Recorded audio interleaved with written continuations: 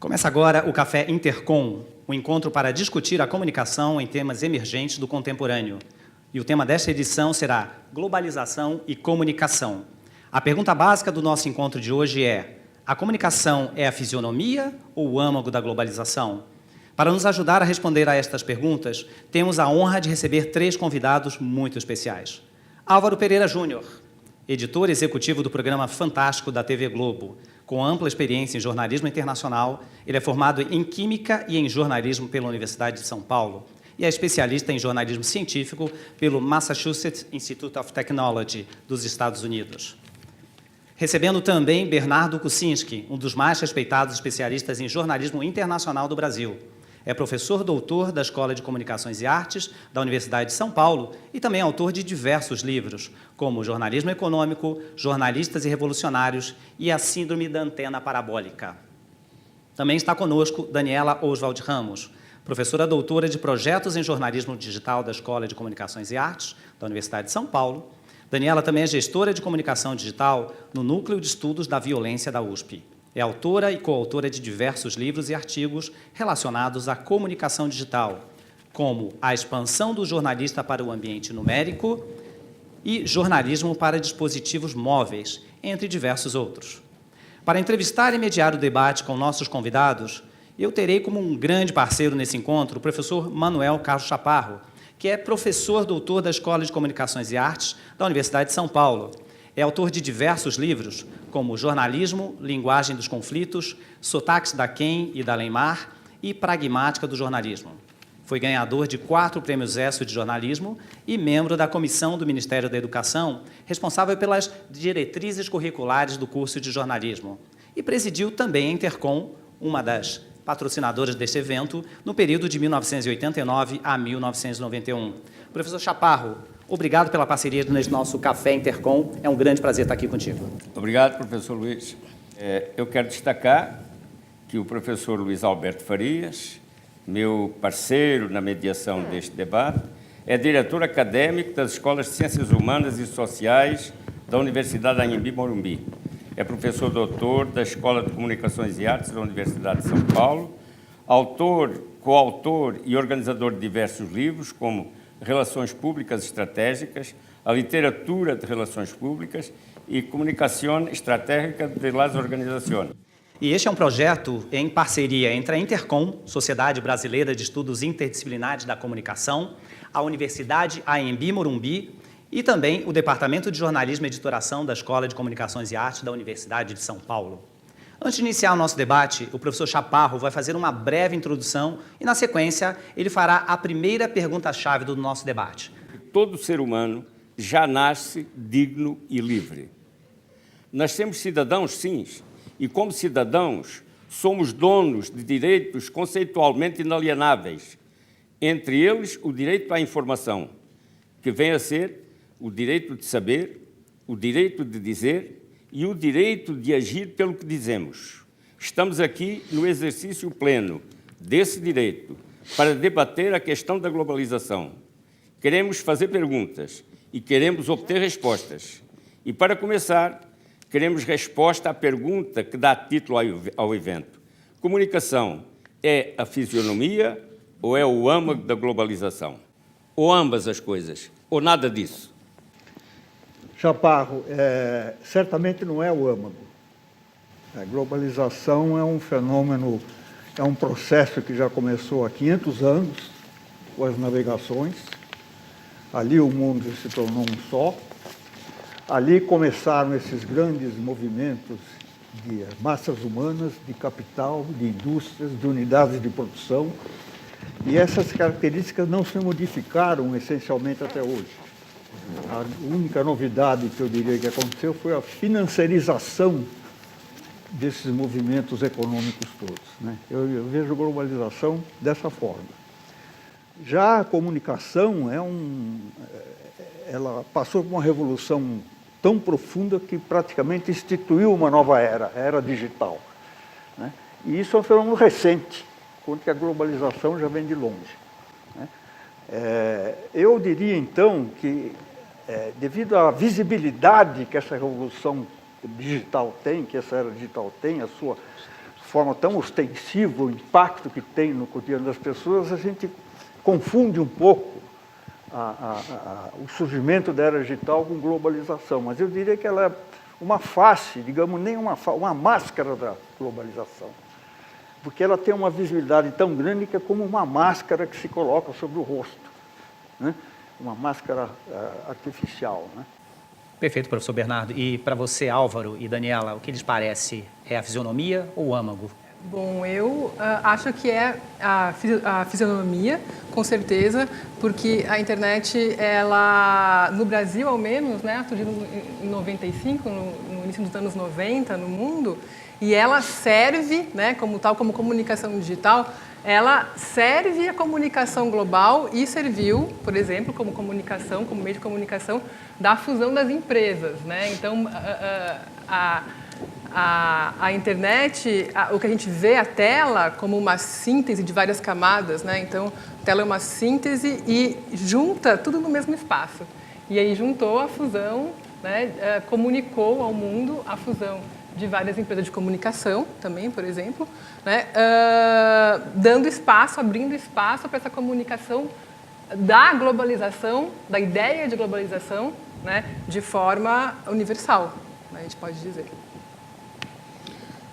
Eu acho que, assim, falando, eu acho que a revolução digital, vamos chamar de revolução, que também, desculpem o uso barato da palavra, mas a gente chama de relação digital, ela tem duas vias que estão em contrafluxo, eu acho, né? Por um lado, ela traz a aparência de dar voz a todo mundo. Se vocês pegaram o começo da internet, falando da atividade jornalística, parecia que ia ser uma coisa parecida com jornais e revistas de papel, só que só no computador. Então, tinha as publicações tradicionais que migraram para a internet, como o New York Times, como o Guardian, como a Folha de São Paulo, etc. E tinha os que foram criados para a internet.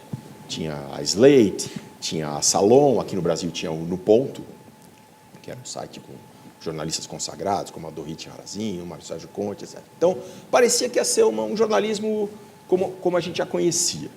Depois apareceram os blogs, que começaram a dar voz a pessoas fora do ambiente jornalístico, do tradicional ambiente de comunicação. E depois surgiram as redes sociais, que deram voz a todo mundo. A gente qualificada e desqualificada, a gente inteligente e a gente não inteligente. Bom, então parece, puxa, revolução digital, voz para todos. Mas eu falei que tinha duas vias no contrafluxo.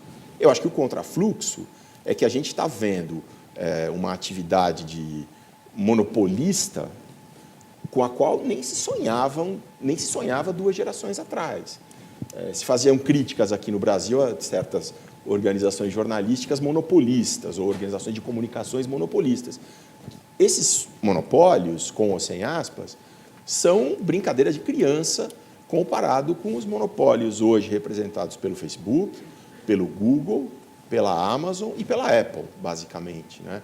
Então, eu vejo...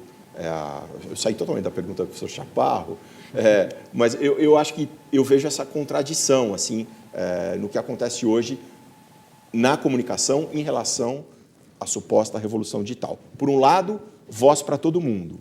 Por outro lado, todo mundo falando em cima de plataformas que pertencem a pouquíssimas mega organizações. Não sei se faz algum sentido, professor. Chaparro foi meu professor, não é que eu fico intimidado de falar para ele. Eu digo o seguinte, não pode haver globalização se 90% dos habitantes da Terra jamais deixaram o país em que nasceram. Apenas 2% das ligações telefônicas são internacionais. 95% das pessoas se informam pela mídia do seu país. 1% das cartas enviadas ao mundo afora cruzam fronteiras e menos de 1% das empresas americanas têm operações fora do país. Então, a globalização existe, vocês concordam com esse cara? Ele diz que não existe. Olha, Ele essa nega palavra- uma teoria de um outro autor anterior que diz que o mundo é plano, não é? Que a globalização tornou Thomas o mundo Friedman. plano. Eu acho que nós temos que tomar cuidado primeiro com o jogo de palavras e também com as estatísticas, né? Existe, obviamente, hoje, por exemplo, um movimento de capitais, uma volatilidade de capitais, uma desenvoltura de capitais financeiros que não existia há 50 anos atrás. E hoje a gente percebe que o capital financeiro manda nos países, manda nos governos. Um partido, não importa qual é o partido que vence as eleições, a política é determinada pelo capital financeiro. Nós estamos vendo isso no Brasil, está acontecendo agora conosco. O capital financeiro exige a mudança na Previdência, exige o fim da CLT e seja qual for o governo, tem que seguir por esse caminho. Ele não consegue resistir. Aconteceu em Portugal, na Espanha, na Grécia, né? Então, o grande fenômeno de hoje é a financiarização do capitalismo e a volatilidade e a desenvoltura que esse capital adquiriu. Então, esse é um fenômeno real, concreto, não importam as palavras, né? Agora, você citou várias estatísticas aí que tendem a mostrar que as pessoas continuam ali presas aos seus lugarzinhos e tal. Mas o fato é que surgiu nos últimos anos o turismo de massa, os aviões que levam 400 pessoas, entende? Você vai em qualquer parte do mundo hoje, você já não consegue mais caminhar, porque, entende? Então, são fenômenos concretos, né? E mesmo a informação, professor, o Álvaro citou há pouco o Facebook, Google e tantas outras organizações que teoricamente trabalham com informação, mas são informações monetizadas a priori. Então, também dentro do campo da informação, da comunicação, a financiarização, a monetização também acontece de uma maneira massiva. E sem que as pessoas percebam, né? Isso que eu acho que é o fenômeno mais perverso que está por trás das redes sociais. Que você não pode nem dizer como a gente antigamente, enfim, você vendia a sua força de trabalho para uma grande organização que te pagava um salário em troca, menos do que você vale.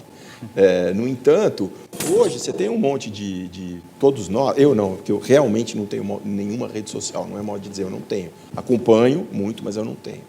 Mas todos nós, aqui vocês que já nasceram com a internet, vocês todo dia, o tempo inteiro, vocês estão fornecendo informação gratuita para um monopolista que vai faturar com essas informações, né?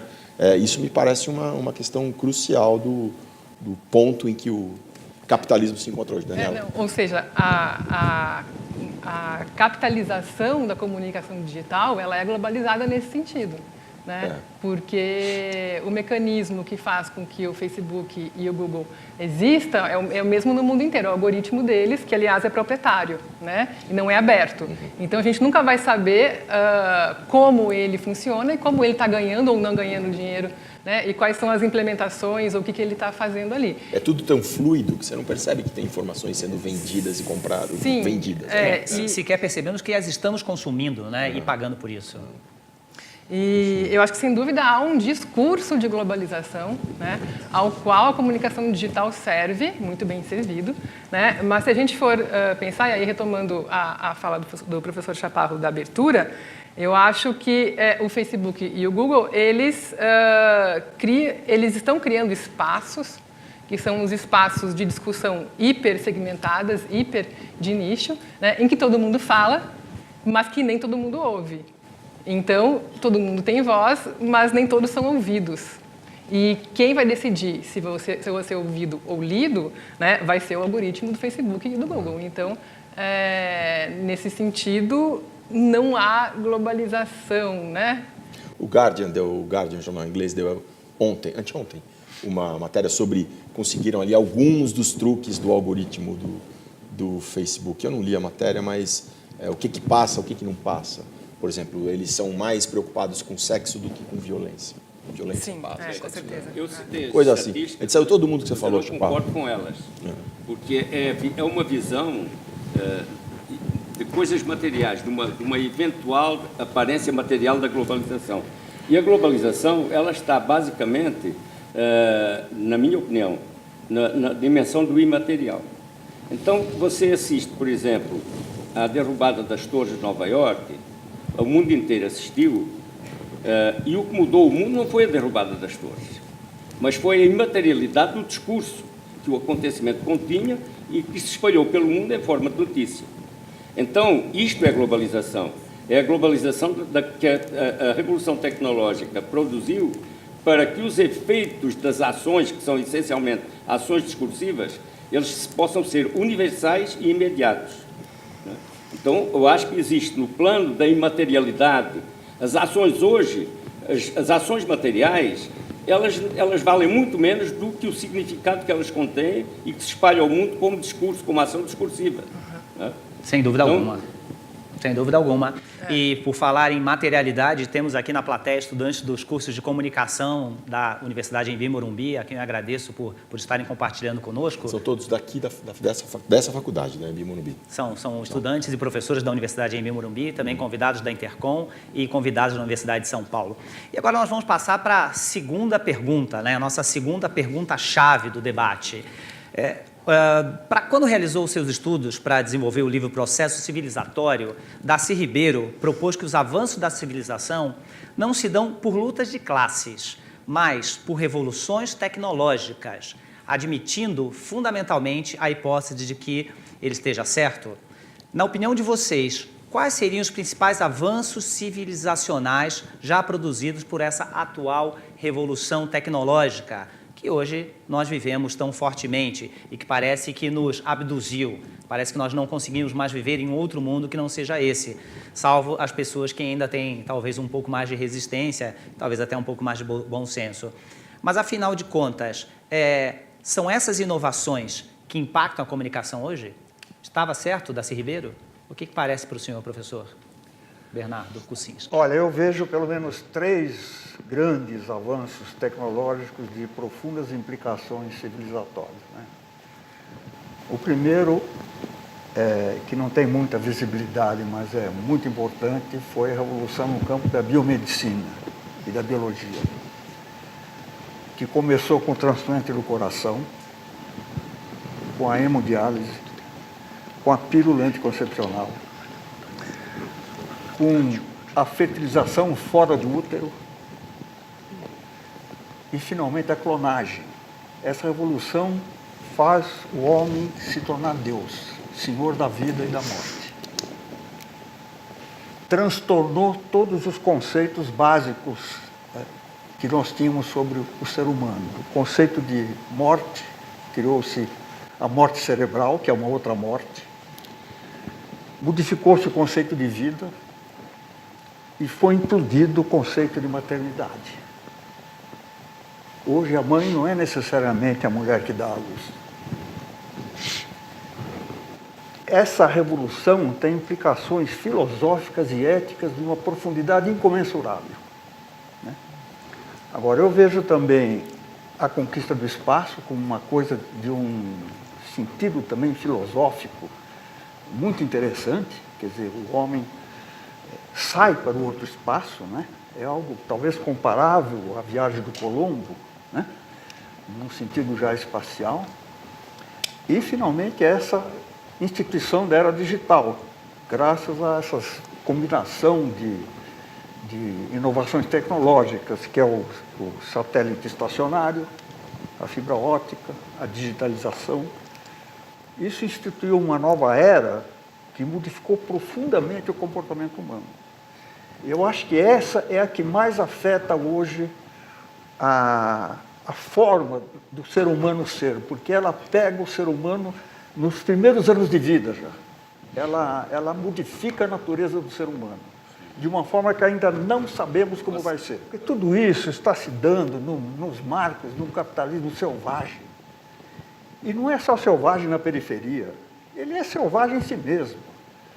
Com milhões de desempregados no mundo inteiro, com centenas de milhares de africanos tentando atravessar o Mediterrâneo e morrendo afogados, com a guerra na Síria que já dura 5 anos, que matou 400 mil pessoas, com guerra no Iêmen, no Afeganistão, na Líbia, na Palestina, entende?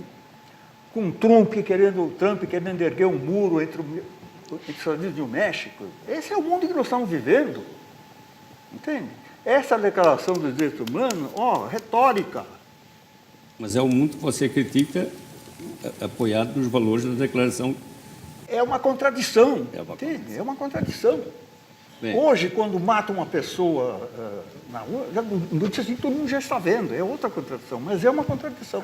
Agora, eu queria saber se você concorda que não existe um discurso de direitos humanos organizando a capacidade crítica das sociedades. Não é? Por exemplo, eu tenho um neto, né, que aos 5 anos, 6 anos, quando a minha filha abriu a porta do banheiro, ela disse o seguinte: mas mãe, a senhora está invadindo a minha privacidade.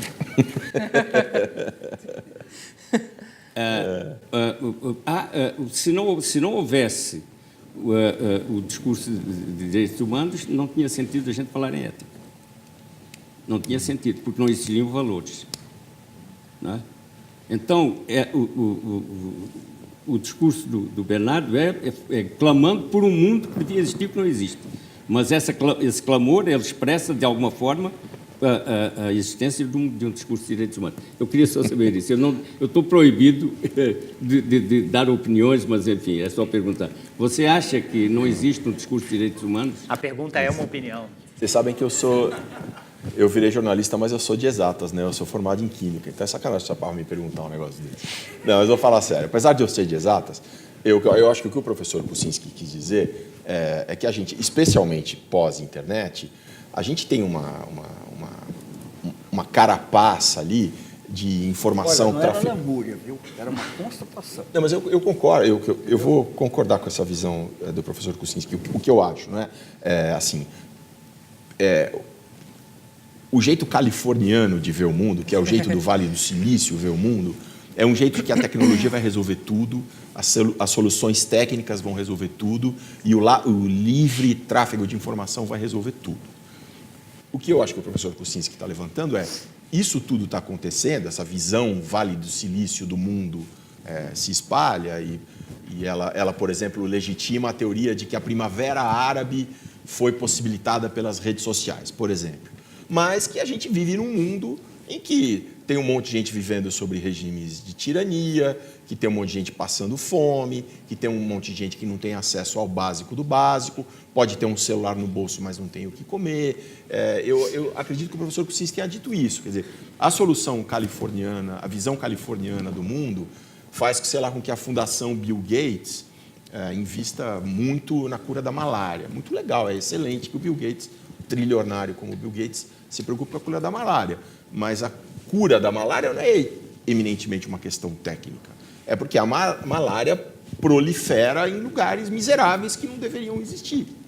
Eu não sei se faz sentido isso, mas tem uma conexão entre o movimento hippie e o Vale do Silício, do jeito que ele existe hoje. Parece loucura, né? Mas tem uma continuidade entre a visão hippie e o que acontece hoje no Vale do Silício, que traduz essa ideia do que eu estou falando aqui. Não, a tecnologia vai resolver tudo, deixa com a gente que a gente vai resolver. Não sei, professor, eu tenho a impressão mas é uma visão sonhadora muito baseada também em melhores EBITDAs, né? Em melhores resultados financeiros, sem dúvida alguma. Né? Tem um livro, se vocês tiverem saco, de um jornalista que cobriu durante anos tecnologia do New York Times, recentemente falou "Esse mundo não é mais para mim", John Markoff. O livro chama, não tem tradução em português, chama What the Dormouse Said. É um trecho um trecho de uma música do Jefferson Airplane. Acho que cita um trecho do Lewis Carroll, do autor. Mas é What the Dormouse Said. Se vocês tiverem saco de ler, é muito bacana, que é como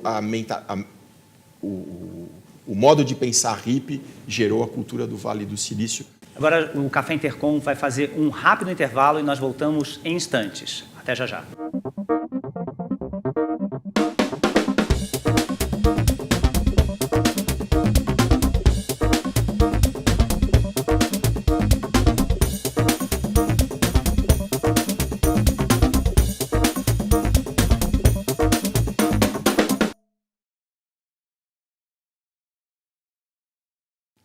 Voltamos com o Café Intercom e o professor Chaparro vai fazer a terceira pergunta-chave do nosso debate. Professor Chaparro, por favor.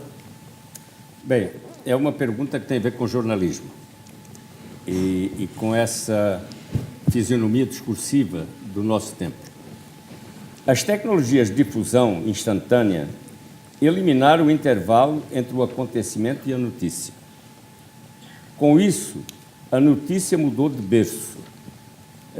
Aquilo que o jornalismo nos fazia acreditar, que a notícia nascia nas redações, ela evadiu-se das redações, tornou-se razão de ser e expressão discursiva do acontecimento. Ela é o âmago do acontecimento. Como ação discursiva, a notícia passou a ser a forma mais eficaz dos sujeitos sociais organizados agirem e interagirem no mundo. Na opinião de vocês, os efeitos desse avanço tecnológico fortaleceram ou enfraqueceram o jornalismo? E por quê? Finalmente alguma coisa que eu entendo. Nunca foi tão fácil ter acesso à informação de qualidade. Nunca foi tão fácil. Também nunca foi tão fácil ter acesso à informação que não vale nada. Embora o jornalismo... Eu fiquei surpreso que todos vocês são estudantes de jornalismo, que ainda tem tanta gente querendo ser jornalista. Não só de jornalismo, né? De comunicações em geral. Uhum. Mas, embora a profissão de jornalista, como nós a conhecemos, esteja ameaçada de extinção, paradoxalmente, a quantidade de informação errada, de baixa qualidade, que trafega na internet, faz com que o nosso papel de jornalista profissional, pelo menos aqueles que se dispõem a praticar o jornalismo assim, seja muito importante também. Esse debate do Trump com a história de fake news, né? Agora, à tarde, vocês viram, o Brasil está em chamas. Eu não sei se a hora que a gente sair daqui, o país ainda vai existir. Mas teve, por exemplo, essa questão de terem chamado o Exército, né, para conter a confusão lá em Brasília. Não está claro quem chamou, o presidente da Câmara está negando que foi ele, o ministro da Justiça está dizendo que foi o presidente da Câmara, etc. Mas eu vi amigos meus, jornalistas, replicando agora em rede social, embora não tenha, eu acompanhe, vergonha! Nunca no Brasil democrático, depois da ditadura, se chamou o Exército para conter o povo, fascismo, não sei o que, etc. Bom, eu não vou entrar no mérito se está certo ou não chamar o Exército, mas o fato é que essa informação está errada. O Fernando Henrique chamou o Exército, o Lula chamou o Exército, a Dilma chamou o Exército, em outras situações. Então eu estou falando para vocês de ver amigos meus, pessoas muito inteligentes, que têm presença forte em rede social, replicando notícia errada. Vocês imaginam, então, fora do domínio dessa elite de jornalistas, vamos chamar assim, no mundo real, a quantidade de informação errada, tendenciosa, furada que circula? Eu tenho uma visão radical. A minha visão é a seguinte, que a instituição da era digital, ela é uma ruptura epistêmica. Então, não há como usar categorias do passado para explicar o presente. São outras categorias. Uhum. Então, toda essa discussão, se é melhor, se é pior, se antes era assim, se o jornalismo é mais necessário, né? Não é, eu não vejo assim. Né? Eu vejo uma revolução que praticamente acabou com o jornalismo que a gente conhecia, que eu chamo de jornalismo clássico, da era dos grandes jornais da televisão. Uhum. Ela acabou com o monopólio que o jornalista tinha da mediação. Ele perdeu sua função central. Ela acabou com a demarcação do público com o privado. Hoje a comunicação, você não sabe distinguir qual é privada e qual é pública. Uhum. Ele acabou com a periodicidade, que era a característica que definia o produto jornalístico. O ritmo de vida. O produto jornalístico é um que tem periodicidade, né? E, finalmente, acabou com o que sustentava a indústria da comunicação. Ele acabou com o conceito da notícia como mercadoria. O que é uma mercadoria? É um bem que você vende e ele é consumido. E, por isso, ele tem valor, né? Porque ele serve a um consumo e se paga por aquilo.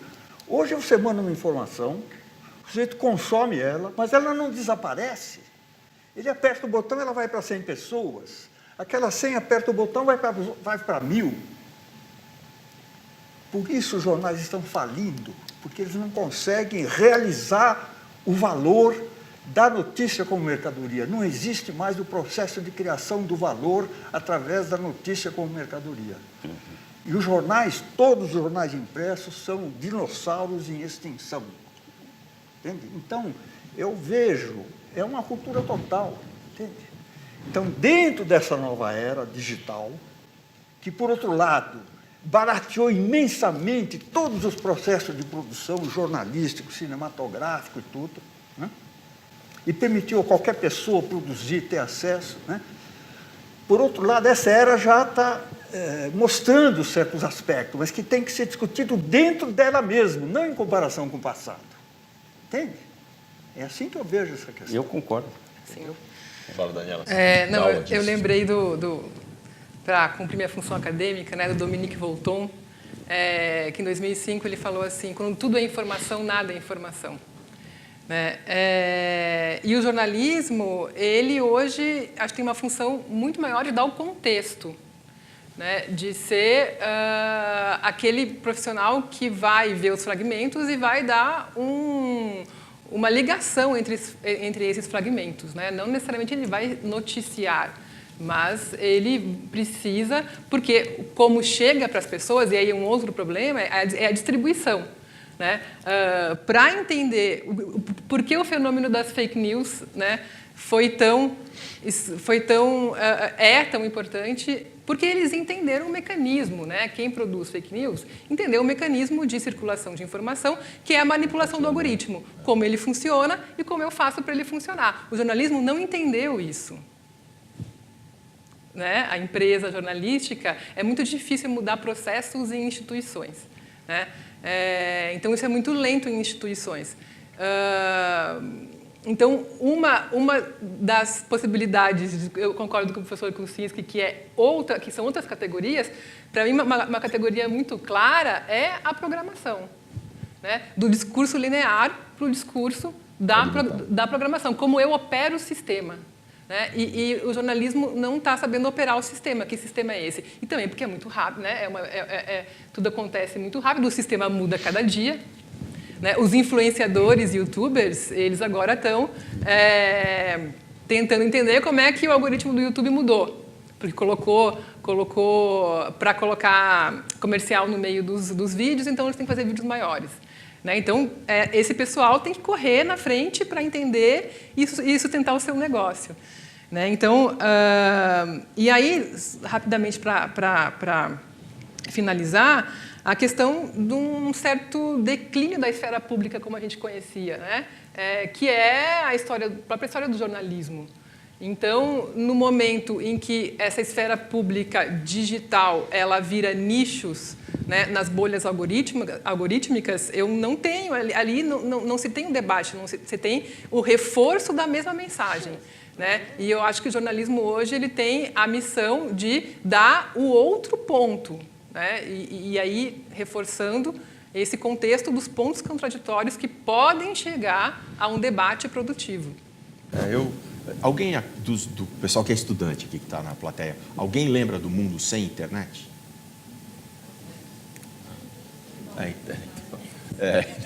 Mais ou menos. É uma lembrança retrô. É engraçado. Não, gente, assim, porque eu realmente eu não vejo muito futuro para a profissão de jornalista como atividade decentemente remunerada.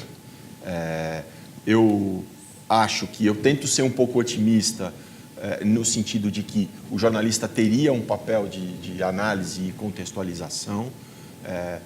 Eu acho que as agências de checagem de dados, como aqui no Brasil, Aos Fatos, a agência Lupa, não é à toa que elas estão crescendo, é porque tem muita coisa falsa, notícia falsa circulando na internet.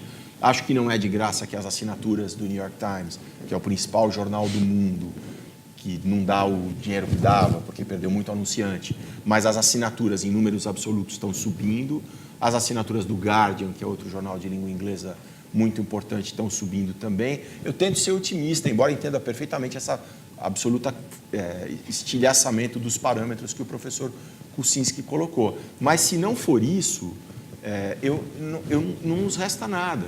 Se não couber o nosso papel jornalístico como nós o conhecemos, que é analisar, checar e contextualizar, sobra seja baseiro profissional. É um caminho? É um caminho. Mas não é para isso que eu virei jornalista. Embora eu entenda perfeitamente que vocês vivem sob outros parâmetros, né? Bom, o Jean Baudrillard falava dos simulacros, né? E parece que cada vez mais nós vivemos em simulacros. Nós vivemos num mundo absolutamente paralelo, acreditando piamente que esse mundo é verdadeiro. E como é que o jornalismo entra nesse processo de desvendamento dessa pseudo-realidade?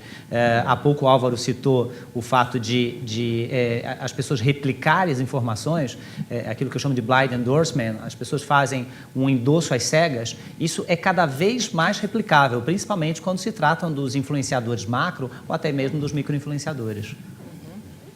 Eu acho que o jornalismo precisa entender como entrar no fluxo, né? Que não se trata mais de um produto que vai ser impresso ou editado e aí ele vai ser exibido ou lido ou comprado, né? Mas continuar na conversa, entender essas conversas, né? E entender como que ele age nessas conversas, que é esse fluxo de dados, de informação. E a questão do financiamento, sem dúvida, ela é muito complicada, né? Se fala da possibilidade do financiamento público, no sentido de que o imposto que eu pago poderia financiar um veículo da minha escolha, né? No Brasil, não vejo isso acontecendo, então, curto, médio prazo. Porque para fazer bom jornalismo e investigação, você precisa ser pago, precisa comer, precisa dormir, né? Então, eu acho que é justamente no começo do bloco, a gente falou em zumbis, né? Que é um pouco essa metáfora mesmo da imersão no mundo paralelo, no qual você fica ausente do mundo físico. Mas a gente tem corpo, né? O ser humano ainda tem corpo. E esses corpos eles estão se expressando nas ruas, estão queimando coisas, né? Enquanto, né, para amarrar a discussão, o discurso de globalização está acontecendo no mundo paralelo. Então, acho que o jornalismo ele precisa fazer sentido para as pessoas e entender como é que ele vai chegar nelas hoje, né? Porque, na verdade, o jornalismo é aquilo que incomoda. Então, o resto é publicidade. Eu tenho um minutozinho. Tem, eu claro. espero que a gente não chegue à conclusão de que era muito melhor o mundo antigo quando só os jornalistas falavam. Né? E que este mundo onde todos podem falar, na minha opinião, é muito melhor. Mas talvez nem todos estejam A dispostos a questão ouvir está também. assim, eu concordo com você, a profissão de jornalista, como ela existiu e era concebida, né? Já era. Mas o jornalismo se tornou muito mais importante, porque é uma linguagem intensamente, socialmente, de uso intenso social, e é um espaço público. Você não tem nenhum conflito importante que não se resolva, que não procure o espaço do jornalismo, o espaço e o tempo do jornalismo para se manifestar. A crise dos jornais impressos, você está dando essa notícia do aumento da tiragem de alguns jornais. É assinatura digital, quis dizer. É a assinatura digital. É. Mas a mídia impressa, ela é burra quando repete tudo que a gente já sabe. Não é? No dia seguinte. Então, existe uma demanda social que aqui está sendo manifestada na crítica que se faz à imprensa, que é a demanda pela explicação, pela polêmica, pela divergência. E o cara, no dia seguinte, publica na manchete o que a televisão deu na véspera. Ele não entende que o mundo já mudou. Mas, Chaparro, olha, a gente fala muito da morte do analógico, mas recentemente as grandes bombas que surgiram vieram de revelações via analógico. Então, as revelações que houve nas últimas semanas, nos últimos dias, partiram do analógico. Eu parto da percepção de que a era digital é uma revolução profunda e é um avanço civilizatório. Só pelas ferramentas que ele deu ao homem comum de interagir, de se manifestar, de testemunhar cada coisa e disseminar, só isso já é um enorme avanço civilizatório. Essa revolução, ela tem que ser tratada nas suas próprias categorias. O presidente Trump tuita, o jornalista bloga, o Bernardo Kucinski tem um site, né?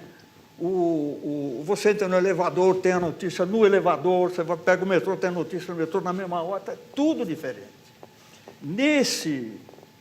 Nessa nova era, certamente esse jornalismo que nós aprendemos, tentamos ensinar para os alunos, ele está em crise, ele não encontrou o seu lugar ainda. Encontrou Ele mesmo. não encontrou. Agora, eu acho que sempre vai haver repórteres, vai haver veículos de comunicação, provavelmente todos, a maioria digitais, mas alguns impressos, né? Mas, certamente, o jornalismo não encontrou o seu lugar, assim como os veículos atuais também não encontraram o seu lugar ainda. Os pós-digitais, os criados na era eles, digital. eles têm uma lerdeza, eles se aferram ao passado, né? Você está falando do jornalismo Mas como é se um fosse... avanço civilizatório. O que nós temos que ver... Você está falando de jornalismo como se fosse sinônimo de jornal, não é? Os jornais impressos têm que mudar. A UOL fatura 5 vezes mais do que a Folha. Não é? 5 vezes mais do que a Folha. Então, isto é um mundo novo. Agora, a gente esperar que o mundo se adapte aos conceitos, às nossas ideias de jornalismo, não vai dar. O jornalismo é, hoje, uma coisa muito mais importante do que era, como linguagem e como espaço público. Agora, tem que haver espaço para jornalistas. Eu fico horrorizado quando vejo gente já de cabelo branco dizendo aos jovens, nós temos aqui uma plateia de jovens, não vale a pena sonhar. Vale a pena sonhar, sim, senhor. Mas em outra área. Não. Mas Olha, hoje nós temos muito mais facilidade de sermos informados, então há um espaço para a notícia, há um espaço para o comentário, há um espaço para a discussão, há um espaço para o empreendedorismo, há mil coisas para fazer. E há um espaço na dimensão, lá onde se geram os conteúdos, onde se produzem os acontecimentos que vão ser notícia.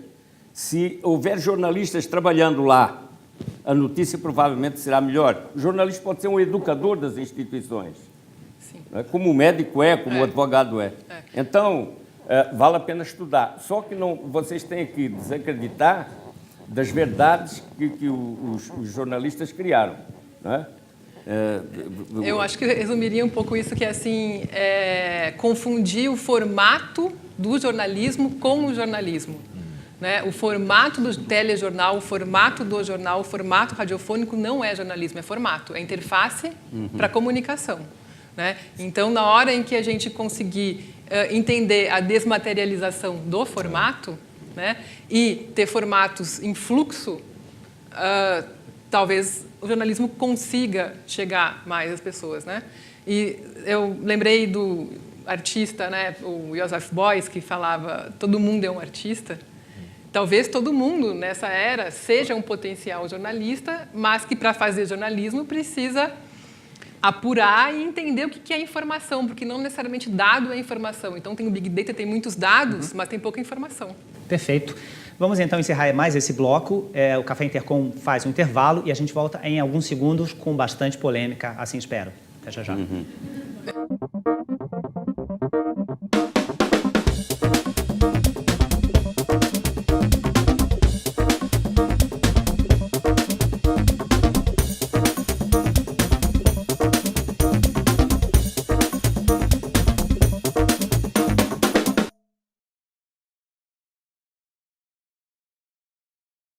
Voltamos com o Café Intercom e eu gostaria de fazer a quarta e última pergunta-chave do nosso debate, baseado na obra de Manuel Castells.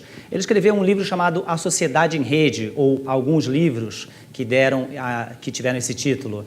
Ele escreve que, embora as lutas pelo poder sejam travadas dentro da mídia e por ela, os meios de comunicação não são os detentores do poder. E daí vêm as perguntas, efetivamente. Quem são e onde estão os donos desse poder imaterial, tão intensamente exercido nos espaços e nos meios de comunicação? E por quais objetos e objetivos eles lutam nesses cenários da globalização? Então, podemos começar com o professor Bernardo Kucinski? Bem, eu vejo da seguinte forma: na era digital, ela é essencialmente uma era de fragmentação. Tudo é fragmentado, inclusive o poder. A revolução digital propiciou novas formas de atuação política, as redes sociais, as primaveras árabes, né? Mas são formas de atuação política e de exercício de poder que são descontínuas, né?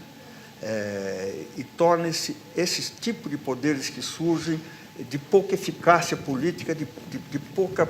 Eles não se perpetuam, né? Eles às vezes têm sucesso e depois logo se esvaziam, né?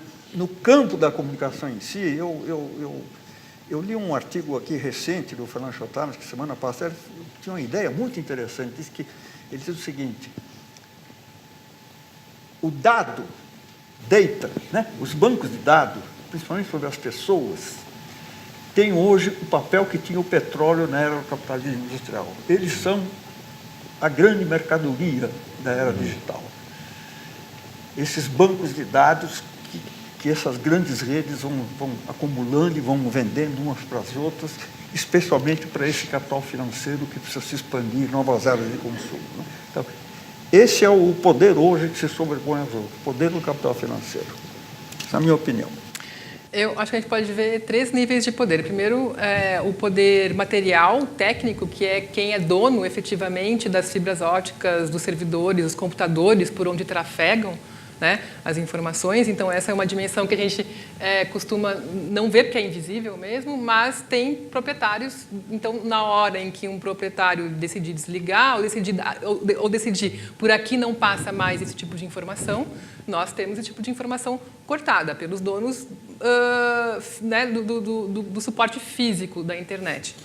Em segundo lugar, o poder está na definição de protocolos de comunicação, né, que é na programação dos algoritmos proprietários, né? Então isso é um poder de gatekeeper, né? A função do gatekeeper antiga do jornalista, que era na redação o editor ou o diretor do jornal que decidiam o que vai ser publicado e o que não vai, numa época de escassez, né, de distribuição de informação. Hoje, numa era de abundância de canais de distribuição de informação, o gatekeeper está no algoritmo, né? Está nos donos desses mediadores de informação. E também um outro poder está na mão dos hackers, né? Que recentemente a gente teve um sequestro coletivo de dados públicos, né? Em que foi exigido resgate.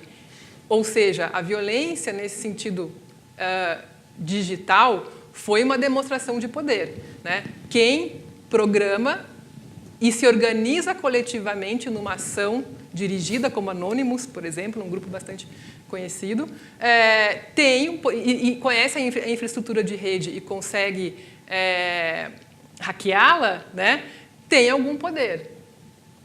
Eu queria focar nessa questão nessa contradição interna que eu acho da economia da internet, para a qual eu não tenho uma resposta, deixo para pesquisadores da área, como o professor Chappal, o professor Daniela, o professor Kuczynski, o professor Luiz, mas que é o fato de que, ao mesmo tempo em que a internet traz voz para todo mundo, que ela quebra o monopólio, quebra o jornalista como uma figura central da transmissão de informação. Ao mesmo tempo que ela traz toda essa mensagem de liberdade no seu bojo, ela é uma cultura de monopólio, uma cultura de monopólios transnacionais como nunca se foram vistos na história capitalista, eu acredito.